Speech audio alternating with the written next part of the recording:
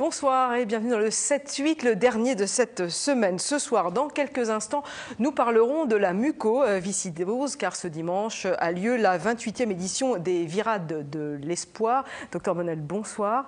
D'abord pour les malades, est-ce qu'il y a un vrai espoir de guérison de cette maladie? Il y a des vrais espoirs d'amélioration des soins et de la prise en charge, oui. Donc quand vous dites amélioration des soins, on ne peut pas en guérir?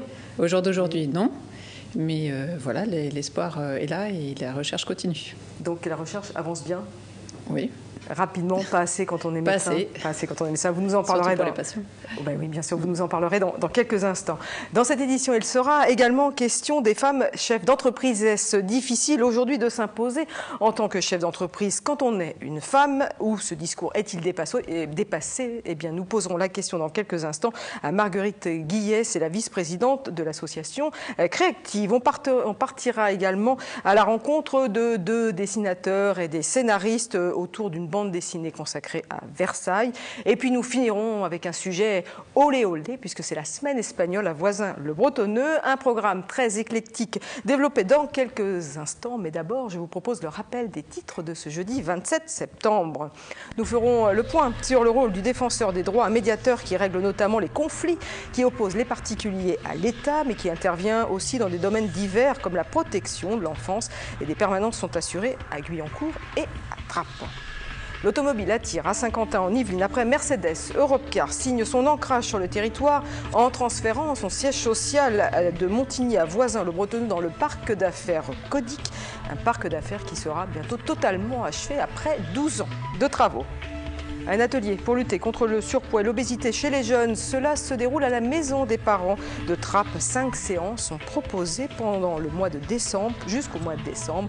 À Trappes, il faut le savoir, 20% des jeunes, c'est énorme, seraient concernés par ce problème de surpoids. Et puis un festival de théâtre particulier à découvrir dans les Yvelines, c'est le festival Orphée. Vous nous envoyez quelques images avec des comédiens handicapés. À sa tête, Michel Reynaud, le responsable de l'ESAT, Centre d'aide par le travail de plaisir. À quoi sert donc un défenseur des droits? Quel est le champ de ses investigations? Et combien de dossiers sont traités par lui chaque année? Explication avec Maxime Lemaine. Piqûre de rappel ce mercredi en préfecture de Versailles. Les délégués du défenseur des droits ont expliqué à la presse le rôle de leur institution, créée il y a un peu plus d'un an, et qui rassemble les compétences auparavant confiées aux médiateurs de la République, aux défenseurs des droits des enfants, à la Commission nationale de déontologie de la sécurité et à la Haute Autorité de lutte contre les discriminations et pour l'égalité. Le défenseur des droits, c'est effectivement un médiateur et quelqu'un qui aide les gens à faire rétablir leurs droits. C'est quelqu'un qui aide à dégripper la société, puisque au fond les atteintes aux droits viennent de blocage de la société. Donc c'est une institution qui sert à préserver la cohésion sociale et ce qu'on a coutume d'appeler le pacte républicain. L'institution est encore jeune, très peu de chiffres ont été publiés à propos de son action. À l'échelle nationale, on peut noter que près de 80 000 dossiers de médiation avec les services publics ont été déposés auprès du défenseur des droits. Plus de 2200 dossiers ont été traités dans le cadre de sa mission de défense des enfants et un peu plus de 8000 réclamations ont été reçues à propos de discrimination. Localement, Louis Trujillo se félicite de l'influence positive du défenseur des droits sur la préfecture de Versailles. Cette dernière aurait en effet revu son mode de traitement des demandes de titres de séjour suite au grand nombre de plaintes déposées par des étrangers lésés par la lenteur des procédures administratives. Pour information, sur le territoire de Saint-Quentin, les délégués du défenseur des droits sont basés à Trappes et Guyancourt.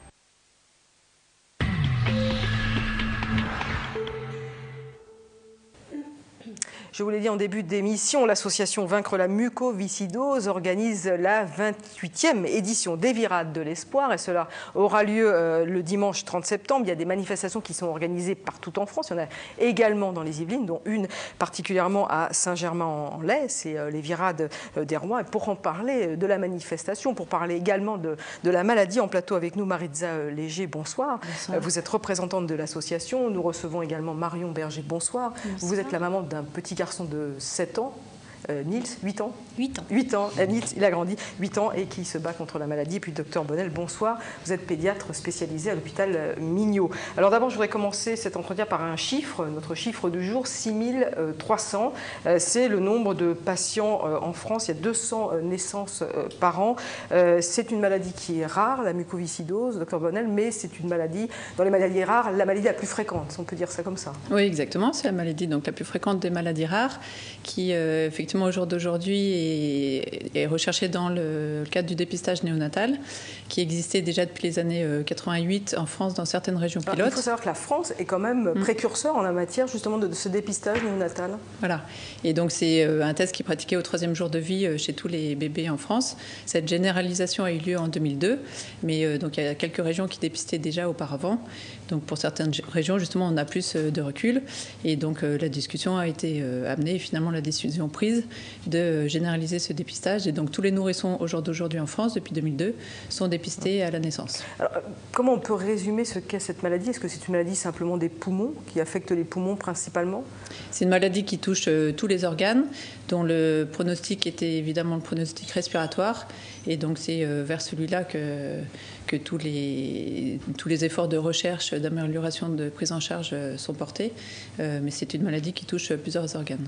Donc c'est une maladie qu'on a à la naissance, puisque c'est une maladie génétique, ou c'est une maladie qui peut se développer au cours de la vie? Non, c'est une maladie génétique, auparavant qu'on pouvait découvrir au cours de la vie, mais puisqu'elle est génétique, elle est là depuis le début. Donc chaque parent porte un gène de cette maladie, sans le savoir évidemment, et l'enfant reçoit les 2 gènes. Oui, je l'ai dit, il y a 6300 patients actuellement en France qui luttent contre la maladie. Il y a 2 millions de porteurs sains. Marion Berger, vous êtes, j'allais dire malheureusement, pour vous, porteuse saine de ce gène. Vous êtes mère de 3 enfants, vous avez 2 grands adolescents, et puis le petit, Nils, 8 ans aujourd'hui, lui, il a la maladie. Comment on apprend ça quand on est parent et qu'on vous dit que votre enfant a cette maladie et que de surcroît, c'est vous, malgré vous, c'est pas de votre faute, mais qui avez transmis ça à votre enfant? C'est surtout le fait que ce soit génétique, j'allais dire qu'on l'oublie vite, mais que ce soit cette maladie-là, là, c'est un sacré choc. Parce que forcément, on connaît cette maladie, enfin, en tout cas, je la connaissais, et pour moi, c'est une maladie incurable, où il existe quand même une épée de Damoclès sur la tête de ces enfants. Donc voilà, il faut apprendre à vivre avec. Et progressivement à vivre normalement, je dirais. Mais pour revenir au diagnostic néonatal, heureusement qu'il a existé, en tout cas pour notre petit Nils, parce que on l'a su au bout de 3 semaines, mais il n'avait pas grossi d'1 gramme en 3 semaines, et je pense qu'on allait droit dans le mur si on n'avait pas eu ce diagnostic. On sentait bien qu'il se passait quelque chose, et c'était presque un soulagement de savoir qu'on trouvait quelque chose. C'est un côté paradoxal. Quand on sait, quand on est parent, ça fait du mal de savoir ce dont est porteur notre enfant, mais finalement, de savoir qu'on peut faire quelque chose pour lui. Parce que ça veut dire que quand on dépiste la maladie très tôt comme ça, on peut intervenir, et du coup, les chances d'amélioration de vie, puisque vous l'avez dit, on ne peut pas guérir de la maladie, mais les chances d'amélioration de la vie au quotidien sont plus importantes. Oui, c'est évidemment ça le bénéfice du dépistage, c'est de pouvoir faire des mesures préventives et donc du coup, effectivement, mettre plein de choses en place avant que des lésions s'installent, et donc pouvoir avoir un pas d'avance sur la maladie plutôt que courir après. Mais vous, Marion Berger, dans votre famille, vous n'aviez pas de cas, ou dans celle de votre mari, il n'y avait pas de cas de mucoviscidose avant? Ni d'un côté ni de l'autre. D'accord. En recherchant, ce sont nos 2 papas qui sont porteurs, et il n'y avait jamais eu. Ouais. Donc c'est et vous avez parlé d'une épée de Damoclès. Est-ce qu'on peut rappeler l'âge moyen de vie ou de survie, je ne sais pas comment on dit, C'est un peu dur comme question. Oui, parce que les choses évoluent beaucoup, et que c'est vrai que des personnes nées il y a 30 ans n'ont pas pu bénéficier effectivement de tous les progrès qu'il y a eu depuis 30 ans, vont moins facilement effectivement pouvoir bénéficier des progrès qui vont arriver après. Donc c'est vrai que c'est des chiffres un petit peu difficiles. Depuis l'année dernière, c'est vrai qu'on observe plus de patients adultes que de patients pédiatriques, donc ce qui est une grande avancée, puisqu'effectivement, avec toutes les mesures mises en place, tout avance. Justement, Marion Berger, quel est le quotidien d'un parent, d'un enfant atteint de mucoviscidose? Est-ce qu'il y a beaucoup de traitements ou finalement, comme la maladie est détectée très tôt, la vie se fait normalement, peut-être jusqu'à l'âge de 20 ou 25 ans, et puis bon, après, forcément, le corps est usé, mais...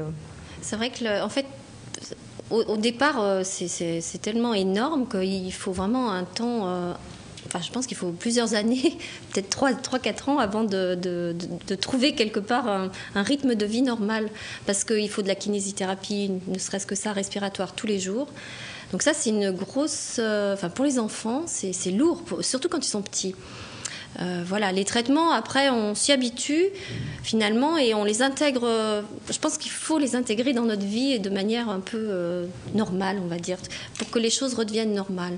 Donc, oui, surtout quand on est dans une famille nombreuse, il faut aussi que les autres enfants, oui. ils ont, les aînés aussi ont leur vie à faire. Voilà. Et, voilà. Donc ça doit pas être... C'est intégré. C'est vrai que moi j'ai arrêté de travailler. Je reconnais que c'est beaucoup plus facile parce que je pense pour les parents qui sont obligés de travailler tous les deux, c'est compliqué. Et puis il y a des notions d'hygiène. Enfin, voilà, il n'y a pas que l'aspect traitement.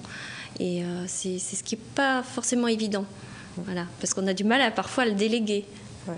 Ça se comprend. On s'en doute que ça ne va pas être très évident. On va parler avec Marisa Léger dans quelques instants des virades de l'espoir et justement l'espoir qu'on peut apporter aux familles et l'aide que l'association peut également apporter aux familles. Mais on va faire une première pause dans cet entretien. Nous sommes allés dans les rues de Saint-Quentin-en-Yvelines comme tous les jours pour poser une question. Et aujourd'hui, nous avons demandé aux habitants ce qu'ils savaient de la mucoviscidose. Je sais que c'est une maladie des poumons. Qui doit probablement détruire la capacité respiratoire. Donc c'est une maladie très grave. C'est une maladie qui atteint les poumons. J'ai une petite idée, mais pas plus que ça. C'est l'encombrement des poumons chez les enfants ou chez les grands même, je pense. Voilà. Oui, c'est une maladie des poumons. Atrophie des bronches, irréversible et non soignable à ce jour. Excusez-moi, mais là, je suis ignorant sur ce sujet. La mucoviscidose, oui, c'est une maladie génétique qui, détruit les poumons déjà et le reste. Et en général, beaucoup, hélas, en meurent, oui. Ouais, je sais que c'est une maladie qui est grave et qui touche pas mal de gens. Voilà. En règle générale, docteur Monel, les gens sont au courant de la maladie, situent bien effectivement quel organe est principalement touché. Marisa Léger, vous diriez que avec le témoignage de Grégory Le Marchal, qui a effectivement peut-être le porteur emblématique de la mucoviscidose, ça a fait médiatiser la maladie et finalement de manière positive. Enfin, oui, exactement. Je pense que Grégory Le Marchal et la famille Le Marchal a été extrêmement généreuse et a fait don quelque part de l'image de Grégory et a fait comprendre et a fait connaître la maladie. Ils ont eu cette générosité de leur part qui est extraordinaire parce que avant le décès malheureux de Grégory Le Marchal, la mucoviscidose ne faisait pas autant la une des journaux. En tout cas, certainement que les gens, si on leur avait posé la question, n'auraient peut-être pas su correctement Exactement. répondre comme ils le font aujourd'hui. Alors, vaincre la mucoviscidose, c'est une association dont on parle, je vais dire, vraiment une fois par an parce qu'il y a les virades de l'espoir. Mais le reste de l'année, qu'est-ce que fait l'association et surtout comment vous épaulez les parents dont on a entendu le témoignage de Marion? L'association existe depuis 1965, si je ne me trompe pas. C'est une association qui est reconnue d'utilité publique, qui fait partie du comité de la charte. C'est une association de parents, de bénévoles, de salariés, de médecins, de chercheurs, de gens qui ne sont pas du tout touchés, mais qui se sentent concernés par la maladie. C'est une association qui travaille en étroite collaboration avec les centres de ressources et de compétences mucoviscidose. Donc il y a un centre à l'hôpital Mignot au Chesnay. Exactement. Et c'est une association qui se bat au niveau, je veux dire, pas seulement national, mais aussi international pour faire avancer pas seulement la recherche, mais la reconnaissance des droits des malades, un statut fort au niveau professionnel. Enfin, moi, je suis bénévole, je ne suis pas du tout touchée par la maladie et je suis en admiration devant les gens comme Marion et les gens de l'association qui se battent et qui ont fait donc la possibilité, qui ont créé les CRCM, que moi, quand j'ai commencé à être bénévole, n'existait pas. Alors justement, un petit mot sur ces centres de ressources. Qu'est-ce qu'on y fait? On réfléchit toute la journée sur la mucoviscidose? C'est vraiment Non, votre ce sont spécialité? les centres de soins spécialisés pour soigner justement les enfants, les adultes atteints de mucoviscidose. Et donc, ils regroupent toute une équipe pluridisciplinaire, donc médecins, infirmières, kinés, diététiciennes, psychologues, secrétaires, cadres, et qui prend en charge du dépistage à 18 ans dans les centres pédiatriques et puis après de 18 ans et la suite dans les centres adultes. Et donc, c'est un suivi essentiellement en consultation. Après, il y a parfois des hospitalisations, effectivement, et donc un suivi très proche, effectivement, des patients qui ont leur vie la plus normale possible en allant à l'école, en étant dans leur famille et en faisant toutes leurs activités. Et donc ces CRCM ont été créés en 2002, suite justement au dépistage, pour organiser au mieux cette prise en charge et avoir tous les gens compétents le mieux placés pour pouvoir soigner le mieux possible. Et c'est vrai que l'association aide beaucoup, que ce soit les familles, que ce soit la recherche, que ce soit les équipes même soignantes. Et vous diriez justement, Marion Berger, qu'en tant que maman, vous avez été bien accompagnée, on est bien accompagnée? Mais c'est surtout pour ça qu'on se bat aujourd'hui, je pense, parce que la recherche, ça nous intéresse, mais le quotidien, c'est encore tellement au-dessus. C'est-à-dire qu'au moment où on vous annonce la maladie de votre fils, Niels, il y a un accomppanement derrière? Ah oui, on est pris en charge tout de suite, donc là, à l'hôpital Mignot à Versailles, et surtout, ça s'est jamais démenti. C'est ce que j'essaie d'expliquer quand on intervient, c'est de pouvoir téléphoner, dire allô, voilà, il se passe ça, et d'être accueilli et de pas traiter comme. Et donc le docteur Bonnel est le médecin de Niels? Oui, bien sûr. Donc vous appelez le docteur Bonnel quand vous avez une question à poser, Anne-Sophie Bonnel qui très gentiment, SOS me répond tout le temps. Eh ben oui, mais c'est important effectivement d'être à l'écoute des parents, c'est très important. Donc je dis les Virades de l'Espoir, c'est la 28e édition, c'est vraiment la manifestation emblématique de l'association. C'est la grande fête. Et oui, avant de parler justement de cette grande fête, est-ce que ça peut apporter pour l'association, je vous propose ce clip très rapide de 20 secondes de l'association Vaincre la mucoviscidose. Une bataille se prépare. Si nous unissons nos forces, alors nous vaincrons la mucoviscidose. Participez à la Virade de l'Espoir près de chez vous. Rejoignez le combat sur vaincrelamuco.org. vaincrelamuco.org, dimanche 30 septembre. Alors, il y a les Virades de l'Espoir, il y a les Virades des Rois à Saint-Germain-en-Laye. Oui, parce que nous sommes dans une ville royale. Ben oui, du coup, ça s'appelle les Virades des Rois, c'est un peu logique. Alors, expliquez-nous ce qu'on pourra faire ce dimanche 30 septembre. Ah, le programme est extraordinaire. Nous avons, en premier lieu, on accueille les cerfs-volants. Donc, ils ont eu corrige-moi Marion s'il te plaît, le deuxième prix, c'est les championnats de France de cerfs-volants. Donc nous allons apprendre à faire des cerfs-volants parce qu'on cherche toujours des activités autour du souffle. Alors c'est courir, c'est nager. La veille de dimanche, donc le samedi 29, il y a 440 athlètes qui viennent participer à un triathlon, le triathlon de l'Espoir, dans la piscine de Saint-Germain et dans la forêt de Saint-Germain-en-Laye. Et on essaye toujours de faire des activités qui soient liées au souffle. Nous avons 2 années consécutives là, on essayé voit quelques images de l'édition de l'année dernière, oui. Donc on a essayé de faire voler une montgolfière. Nous avions à Paris de la faire voler, mais malheureusement le vent était trop fort et a eu raison de nous. Donc on comprend que c'est des événements qui se veulent festifs. Tout à fait, c'est vraiment la fête. Et la question peuvent se poser les gens légitimement, c'est à quoi sert l'argent collecté? Alors l'argent collecté par 4 missions. Il y a soigner, donc dans les soins, dans les centres de ressources, dans les CRCM, comme on les appelle en France. Ça part pour aider à payer un salaire, ça part pour aider à payer les soins, ça part vraiment pour le quotidien. Après, nous avons la recherche, qui est très importante. La recherche, aujourd'hui, on cible vraiment à essayer de fluidifier ce mucus qui s'installe dans les poumons et dans les voies digestives. Et vous me corrigez, docteur Bonnel, si je fais une erreur. Il y a la communication, c'est-à-dire ce qu'on fait auprès de vous, ce qu'on fait auprès des écoles, au grand public. Et il y a un quatrième chose, c'est accompagner les familles. Parce qu'on comprenne bien les Virades de l'Espoir, financièrement, c'est important pour l'association. C'est très important. Vaincre la mucoviscidose existe grâce aux dons des particuliers et des parrains et des partenariats que nous avons. 94% de notre argent arrive de gens comme nous et comme nos partenaires nationaux. C'est très important. Et la journée des Virades de l'Espoir, c'est vraiment la journée phare pour vaincre la mucoviscidose, pour avoir un maximum d'argent. Chaque virade recueille. Après, c'est centralisé. Et voilà. Donc dimanche 30 septembre, partout en France, il y a 500 manifestations. Il y a Saint-Germain-en-Laye. Plus proche de nous, il y a aussi Saint-Rémy-les-Chevreuses. Exactement. Les Chevreuses qui participent depuis, je crois, 13 ans. Ah oui. Oui, tout à fait. Dernière question, docteur Anne-Sophie Bonnel. Quels sont les espoirs en matière de recherche ? Comment avance cette recherche? Oui, actuellement, on parle beaucoup de la thérapie sur la protéine. Donc, c'est une thérapie finalement très en amont de la cascade qui se déroule dans la mucoviscidose. Donc, c'est vrai que c'est plein d'espoir. Pour l'instant, ça ne concerne qu'une minorité de patients, puisque ça ne marche que sur une certaine sorte de mutation. Mais l'espoir, c'est effectivement, si ça commence à marcher pour certaines mutations, qu'elle puisse marcher pour d'autres.